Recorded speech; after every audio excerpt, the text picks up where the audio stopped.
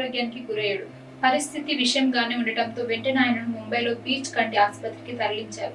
ప్రస్తుతం ఆయన ఐసీయూలో చికిత్స పొందుతున్నాడు. సోమవారం తెల్లవారుజామున 12:30 నుండి 1 గంట మధ్య ముంబైలో బీచ్ కంటి ఆసుపత్రికి చేర్చారు. అతని పరిస్థితి విషమంగానే ఉంది.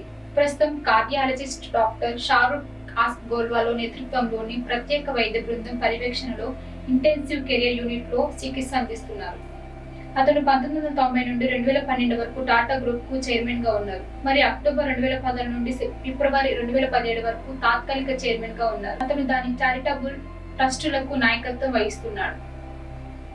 2008లో అతను 2000లో 3వ అత్యున్నత పౌర పురస్కారమైన పద్మభూషణ్ అందుకున్న తర్వాత భారతదేశంలో 2వ అత్యున్నత పౌర పురస్కారమైన పద్మవిభూషణ్ కు అందుకున్నాడు. ఇంత గొప్ప వ్యక్తి అయిన రతన్ టాటా తొందరగా కోలుకోవాలని మనందరూ కోరుకుందాం.